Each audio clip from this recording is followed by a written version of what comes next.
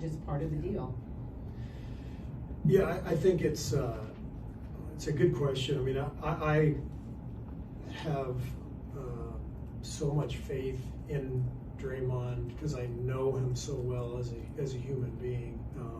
He's flawed, you know, we're all flawed, but he would be the first to tell you he's probably more flawed than the rest of us, right? I mean, he's the one who's had these transgressions, you know, not the other guys. It's been him, and he would be the first to tell you that. But he's one of the most loyal people I've ever met. He's one of the most competitive. He's one of the smartest players I've ever been around. And yet he makes these decisions that hurt the team, that aren't smart. So how do you reconcile all that? It's really difficult. You know, number one thing I would say is if we decided he wasn't worth it, you know, then we would have moved off of him years ago.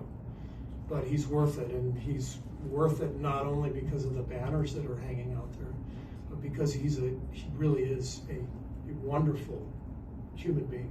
He is somebody who I love deeply, who I care for, and in some ways I love him because of his flaws, because he's so human. What happened over the last year was it went from maybe him yelling at me and us getting into a tiff, or him getting ejected, or him, you know, running up his technicals or getting a flagrant foul, to, oh, wait a second, it turned violent. You know, he punched Jordan.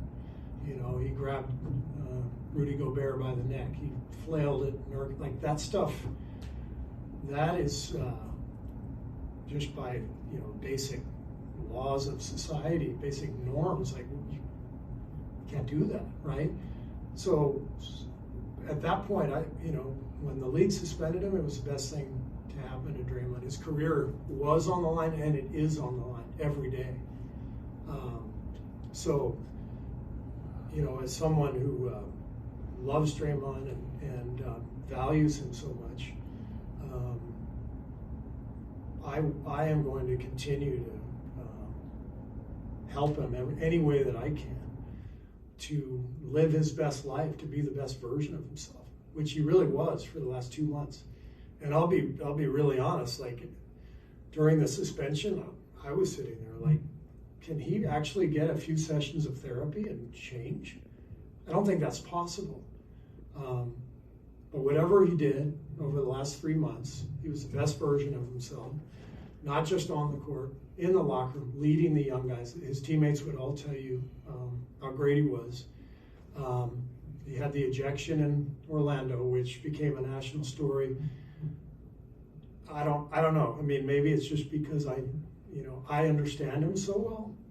I didn't mind the ejection. I mean, yeah, it was bad timing, but if you want to embrace the fact that Draymond is this insane competitor who is just going to play with so much emotion and passion, which makes our team so much better, then you kind of have to accept, all right, he's going to get kicked out a few games a year. That's my approach. The other stuff can't happen. You know, the physical acts, that will cost him his career, not only in the NBA, but beyond the next career. And he knows that. And so that's, you know, Draymond's complex. His relationship with our franchise is complex. But at the core of it is a deep loyalty and passion and love. And we share that with him.